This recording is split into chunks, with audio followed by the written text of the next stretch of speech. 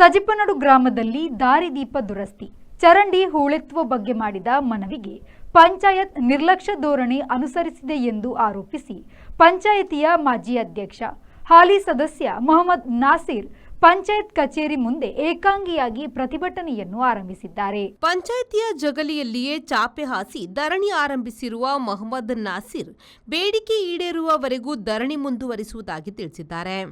ಈ ಸಂದರ್ಭ ವಿ4 ನ್ಯೂಸ್ನೊಂದಿಗೆ ಮಾತನಾಡಿದ ಅವರು, ಸಜಿಪ ನಡು ಗ್ರಾಮ ಪಂಚಾಯತ್ ವ್ಯಾಪ್ತಿಯಲ್ಲಿರುವ ದಾರಿದೀಪ ದುರಸ್ತಿ ಹಾಗೂ ಚರಂಡಿ ಹೂಳೆತ್ತುವ ಬಗ್ಗೆ ಸಾಮಾನ್ಯ ಸಭೆಯಲ್ಲಿ ಚರ್ಚಿಸಲಾಗಿದೆ. ಇಲ್ಲಿನ ದಾರಿದೀಪದ ವ್ಯವಸ್ಥೆ ತೀರಾ ಕೆಟ್ಟದಾಗಿದೆ. ಇತ್ತೀಚೆಗೆ ದೇರಾಚೆ ಪರಿಸರದಲ್ಲಿ ಅಹಿತಕರ ಘಟನೆ ನಡೆದಿದ್ದು, ಪೊಲೀಸ್ ಠಾಣೆಯಿಂದ ಸೂಚನೆ ಬಂದ ಬಳಿಕ 3 ದಾರಿದೀಪಗಳನ್ನು ದುರಸ್ತಿ ಮಾಡಲಾಗಿದೆ. ಇತರ ಭಾಗಗಳಲ್ಲೂ ಬೀದಿ ದೀಪ ದುರಸ್ತಿಪಡಿಸುವಂತೆ 2 ಬಾರಿ ಅಧ್ಯಕ್ಷರು ಹಾಗೂ ಪಿಡಿಒ ಅವರಿಗೆ ಮನವಿ ನೀಡಿದರೂ ಗಣನೆಗೆ ತೆಗೆದುಕೊಂಡಿಲ್ಲ ಎಂದು ಆರೋಪಿಸಿದರು. ದಾರಿದೀಪ ದುರಸ್ತಿಯಾಗದ ಕಾರಣ ರಾತ್ರಿ ವೇಳೆ ಮದರಸಗಳಿಂದ ಹಾಗೂ ಟ್ಯೂಷನ್ನಿಂದ ಬರುವ ಮಕ್ಕಳಿಗೆ ತೊಂದರೆಯಾಗುತ್ತಿದೆ. ಒಂದೆಡೆ ಮಳೆಗಾಲ, ಇನ್ನೊಂದೆಡೆ ಕತ್ತಲು ತುಂಬಿದ ಪರಿಸರದಲ್ಲಿ ರಸ್ತೆಯಲ್ಲಿ ನೀರು ನಿಂತು ಸಾರ್ವಜನಿಕರಿಗೆ ನಡೆದಾಡಲು ಸಾಧ್ಯವಾಗುತ್ತಿಲ್ಲ. ಪಂಚಾಯತ್ ದುರಾಡಳಿತ ಹಾಗೂ ನಿರ್ಲಕ್ಷ್ಯದ ವಿರುದ್ಧ ಜಿಲ್ಲಾ ಪಂಚಾಯತ್ನ ಮುಖ್ಯ ಕಾರ್ಯದರ್ಶಿ ಹಾಗೂ ತಾಲೂಕು ಪಂಚಾಯತ್ನ ಕಾರ್ಯನಿರ್ವಹಣಾ ಅಧಿಕಾರಿ ಅವರ ಗಮನಕ್ಕೂ ತರಲಾಗಿದೆ ಎಂದು ತಿಳಿಸಿದರು. ಸಜಿಪನಡು ಗ್ರಾಮ ಪಂಚಾಯತ್ನಲ್ಲಿ ನಮ್ಮ ಬೇಡಿಕೆಯಾದಂಥ ದಾರಿದೀಪ ದುರಸ್ತಿ ಮತ್ತು ಚರಂಡಿ ಹೂಳೆತ್ತುವಿಕೆ ಈ ಸಮಸ್ಯೆಯನ್ನು ಸುಮಾರು 2025ನೇ ತಾರೀಕಿನ ಸಾಮಾನ್ಯ ಸಭೆಯಲ್ಲಿ ಈ ಬಗ್ಗೆ ಚರ್ಚೆ ಮಾಡಿದೆ. ಅದಕ್ಕೆ ದಾರಿದೀಪದ ಸಮಸ್ಯೆ ಅಂತೂ ಬಹಳ ಕೆಟ್ಟದಾಗಿದೆ. ಇಲ್ಲಿ ಪರಿಸ್ಥಿತಿ ಸಮಸ್ಯೆ ಚರ್ಚೆ ಅದು ಅಲ್ಲದೆ ದೇರಾಜನ ಪರಿಸರದಲ್ಲಿ ಕೆಲವೊಂದು ಅಹಿತಕರಗಳ ಘಟನೆಗಳು ನಡೆದು ಅಲ್ಲೂ ಸಹ ದಾರಿದೀಪದ ವ್ಯವಸ್ಥೆ ಇರುವುದಿಲ್ಲ, ದುರಸ್ತಿಯಾಗಿರುವುದಿಲ್ಲ. ಇದನ್ನು ಅಲ್ಲಿ ಪೊಲೀಸ್ ಸ್ಟೇಷನಿಂದ ಪಂಚಾಯತಿಗೆ ಲೆಟ್ರ್ ಮಾಡಿದ್ದಾರೆ. ಲೆಟ್ರ್ ಮಾಡಿದ ನಂತರ 3 ಲೈಟ್ ಹಾಕಿಸಿದ್ದಾರೆ. ಅದು ಖುದ್ದು ನಾನು ನಿಂತ್ಕೊಂಡು ಹಾಕಿಸಿರೋದು. ಅದು ಪಂಚಾಯತಿಂದ ವ್ಯವಸ್ಥೆ ಮಾಡಿದ್ದಾರೆ. ಆ ನಂತರ ನಾವು ಪಂಚಾಯತಿಗೆ ಅಲ್ಲಿ ರಿಕ್ವೆಸ್ಟ್ ಮಾಡಿದ್ವಿ.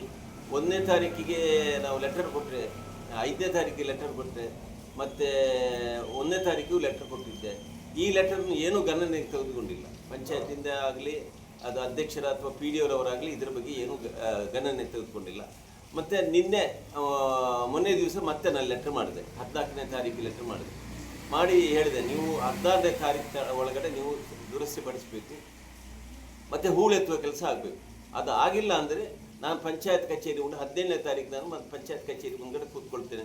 ನನ್ನ ಬೇಡಿಕೆ ಈಡೇರುವವರೆಗೂ ನಾನು ಕೂತ್ಕೊಳ್ತೇನೆ ಅಂತ ಹೇಳಿ ತಿಳಿಸಿ ಅದಕ್ಕೆ ಬೇಕಾದಂಥ ಲೆಟರ್ಗಳನ್ನು ನಾನು ಕೊಟ್ಟು ನಾನು ಇಲ್ಲಿ ಬಂದು ಕೂತಿದ್ದೇನೆ. ನಮಗೆ ಬೇಕಾಗಿರುವುದು ಅತಿ ಮುಖ್ಯವಾಗಿ ದಾರಿದೀಪದ ಸಮಸ್ಯೆ. ರಾತ್ರಿ ಸಮಯದಲ್ಲಿ ಅಲ್ಲಿ ಮದ್ರಸೆಗಳಿಂದ ಮಕ್ಕಳು ಹೋಗುವಂಥ ರಸ್ತೆಯಲ್ಲಿ ಹೋಗುವಂಥ ಸಂದರ್ಭ ಮತ್ತು ಟ್ಯೂಷನ್ ಹೋಗುವಂಥ ಮಕ್ಕಳು ಹೋಗುವಂಥ ಸಂದರ್ಭ ಮನೆಗೆ ಆ ದಾರಿದೀಪ ಇಲ್ಲದೆ ಮಕ್ಕಳು ಪರದಾಡುವಂಥ ಪರಿಸ್ಥಿತಿ ಸಹ ಬಂದಿದೆ. ಕತ್ತಲಿನ ಅಲ್ಲಿ ಹೋಗಲಿಕ್ಕೆ ದಾರಿ ಕಾಣುವುದಿಲ್ಲ. ಜೊತೆಯಲ್ಲಿ ಮಳೆಗಾಲ, ಅದು ಅಲ್ಲದೆ ನೀರು ನಿಂತು ರಸ್ತೆಯಲ್ಲಿ ನೀರು ನಿಂತು ಅದು ಅದರಿಂದ ನಡೀಲಿಕ್ಕೂ ಆಗದೆ ಇಂಥ ಪರಿಸ್ಥಿತಿಗಳು ಕಂಡು ಬರ್ತಾ ಇದೆ. ಅದರಿಂದ ಇದನ್ನೆಲ್ಲ ಮನಗಂಡು ನಾವು ಈ ಪಂಚಾಯತಿನಿಂದ ಯಾವುದೇ ಸಹಕಾರ ದೊರೆಯುತ್ತಿಲ್ಲ. ನಾನು ಅಧ್ಯಕ್ಷನಾಗಿದ್ದೆ ಈ ಮುಂಚೆ. ಆ ಸಂದರ್ಭದಲ್ಲಿ ನಾನು ಈ ಮೂಲಭೂತ ಸೌಕರ್ಯದ ಬಗ್ಗೆ ಬಹಳ ಜಾಗೃತಿ ವಹಿಸಿದ್ದೆ. ಅದಕ್ಕೆ ಬೇಕಾದ ವ್ಯವಸ್ಥೆಯೂ ಮಾಡಿದ್ದೆ.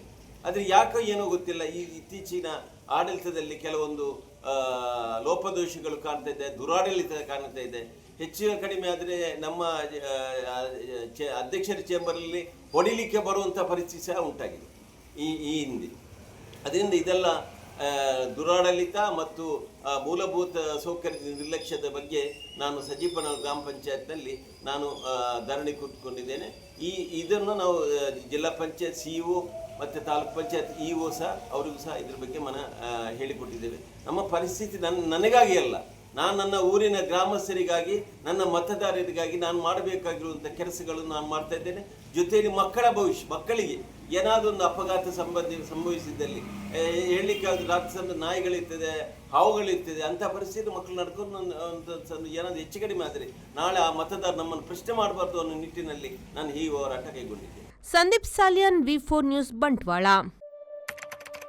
Our vibrant workspace at Ajanta energizes the team, boosting efficiency and productivity.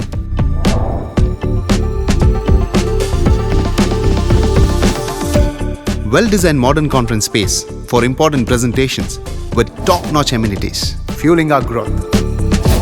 We are ready to expand to Ashoka Business Center as our next upgrade. Invest in workspaces managed by Vertex. Invest smart. Invest in Mangaluru.